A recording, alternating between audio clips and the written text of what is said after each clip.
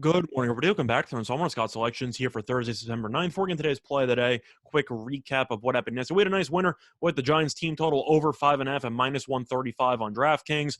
Very dicey, but the Giants scored 4 in the ninth to finish with 7, and we ended up picking up a winner. So look for another winner here on Thursday. But I know I've been giving up baseball for the last couple of plays. It is finally time for regular season NFL action. So, of course, we're going to talk about it. Matchup here between the Cowboys and the Buccaneers.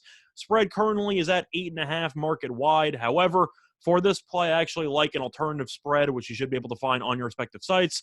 And for the play today, I like the Buccaneers minus 7.5 at minus 120 on BetMGM. Time recording of 1:20 a.m. Eastern Time. Couple reasons why I like the Buccaneers in this spot. First of all, we all know Tampa Bay won the Super Bowl last year, and we know Dallas did not make the playoffs, and how the Cowboys were a serious disappointment. But the Buccaneers did something that's pretty rare, which is they brought back everybody from last year's Super Bowl team. So Tampa is favored to come out of the NFC once again, easily a top 3 team in the league, and the Buccaneers at home should end up looking pretty sharp in this spot. Meanwhile, you have the Cowboys, who have a lot of question marks that still need to be addressed. First of all, Dak Prescott finally back behind center. However, he has not taken a snap in a single game, including preseason, since October 11th.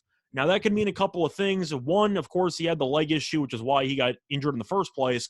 B, he had shoulder issues in the training camp, etc., which is why he was not in any preseason games. The shoulder seems fine.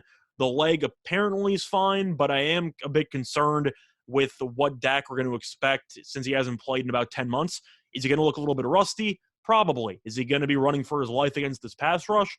Probably, because you have Zach Martin, who is the Cowboys' best offensive lineman, and he is out because of COVID for this game, which means that handling the likes of Barrett and Dominican Sue, Jason Pierre-Paul, all those guys, it's going to be even tougher because we saw how bad the Cowboys' offensive line was last year when most of the starters got injured. If you want to talk about everything else, the Cowboys secondary, not good. We know how bad the defense was last year. They fired the coordinator and hired Dan Quinn instead.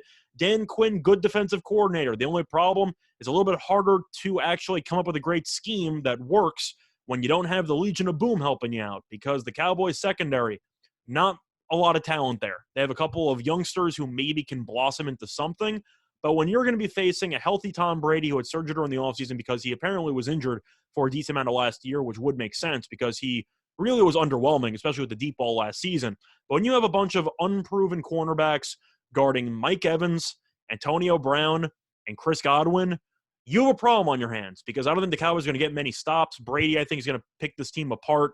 And I also am concerned that the Cowboys are going to become one-dimensional offensively because of the fact that the Buccaneers were elite against the run last season, so I think Elliott's going to struggle. I believe Elliott's rushing yards prop is around 57 or something, so I'm not expecting a big night from Elliott, which means that Prescott in his first game in about 10 months or so, with all the injuries he's had to deal with lately, with the arm stuff, the shoulder stuff in the last couple of weeks, he's going to have to throw the ball probably 40-something times. I think he'll throw a couple of picks, and I think you're going to see Tampa Bay eventually run away with this one and win this game by at least 8 points. We'll get a couple trends, though. The Cowboys, as a dome team, kind of a stereotype, but it's true, awful on the road, which is the case for most dome teams. The Cowboys are 2-8 ATS into their last 10 road games, and the Buccaneers are 4-0 ATS in their last 4 home games. So with that being said, I think that the Buccaneers are going to end up opening a pretty big lead. The reason why I'm buying the point here from 8.5 to 7.5 is because I do think garbage time could be a bit dicey. You might see the Cowboys start going for 2-point conversions and things might get a little bit crazy. So I think worst case is Tampa wins by 8. Best case scenario, they'll win by 14 plus. But at 7.5 at minus 120, I'll gladly sacrifice the 10 cents of juice there to pick up an extra point in my favorites. Play that once again here for Thursday, September 9th is going to be on the Buccaneers minus 7.5 at minus 120 on BetMGM. Bye, everyone.